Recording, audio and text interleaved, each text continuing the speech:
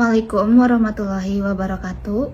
Perkenalkan, nama saya Anida Harnianti, mahasiswa D4 Kearsipan semester 8. Pada kesempatan kali ini saya akan menjelaskan mengenai pengaplikasian automasi kearsipan serta macam-macam automasi kearsipan.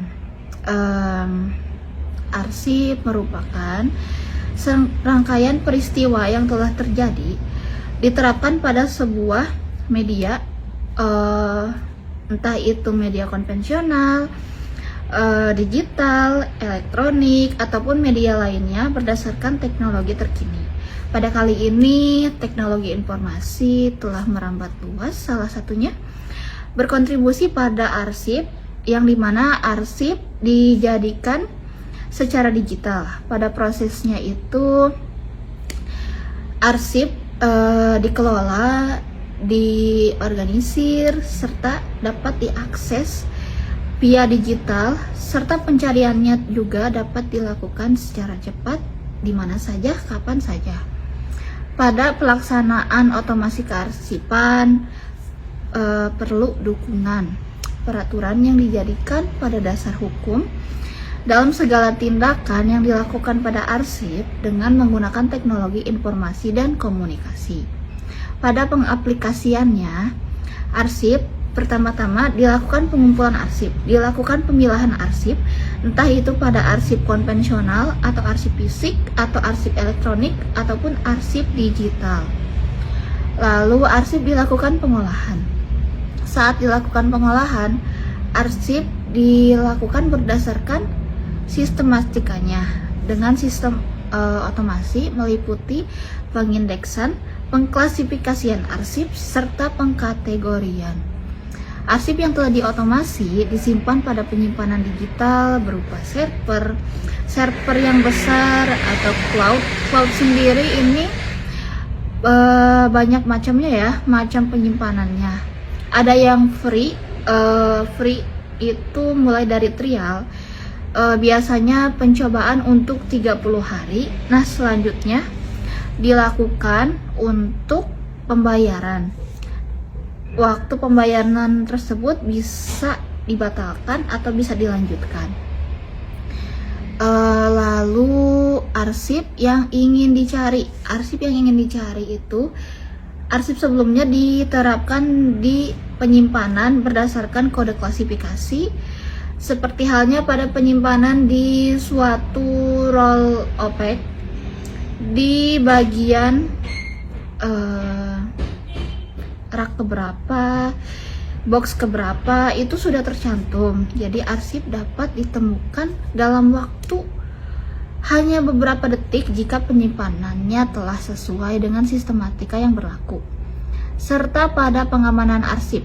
Pada pengamanan arsip itu sendiri, arsip yang telah digital biasanya diterapkan secara enskripsi, autentikasi, dan kontrol akses arsip, yang dimana arsip hanya dapat diakses oleh orang yang telah dipercaya. Orang yang memiliki sebuah akses seperti mengetahui kode atau pemindaian sebuah wajah untuk mengetahui orang yang mengakses arsip. Pada otomasi itu sendiri terdapat macam-macam aplikasinya, seperti sistem manajemen aplikasi arsip merupakan sebuah aplikasi arsip yang dirancang untuk mengelola arsip secara menyeluruh, meliputi pengumpulan, pengolahan, penyimpanan, serta pencarian arsip secara cepat. Lalu ada dokumen manajemen sistem, merupakan sebuah sistem pengelolaan dokumen yang didesain untuk membantu sebuah organisasi dalam mengelola alur dokumen dengan syarat-syarat desentral pada depositori untuk membuka ketentuan bisnis dan metadata yang berfokus pada penyimpanan atau temu kembali dengan sumber elektronik pada formal originalnya. Serta ada sistem otomasi kearsipan, merupakan sebuah sistem yang dirancang untuk mengelola arsip secara otomatis pada pengumpulan, pengorganisasian, penyimpanan, hingga pencarian kembali. Lalu Indonesia sendiri telah menciptakan sebuah sistem pengarsipan elektronik yang dirancang untuk memudahkan pekerjaan manusia yang di dalamnya terdapat pengelolaan berbagai arsip dan tools-tools yang mudah dipahami oleh orang awam sekalipun ya guys. Contoh aplikasi kearsipan ada dari SharePoint. Ini merupakan penciptaan dari Microsoft yang mengembangkan manajemen arsip dokumen.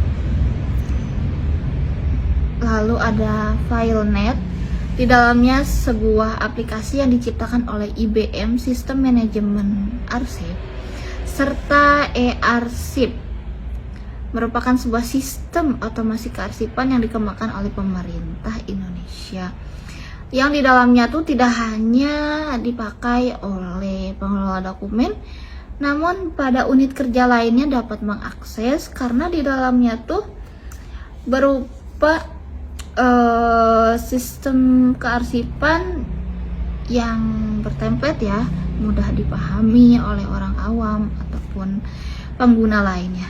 Baik, itu saja yang dapat saya paparkan. Mohon maaf bila ada kata-kata yang kurang tepat dan kurang jelas. Wassalamualaikum warahmatullahi wabarakatuh.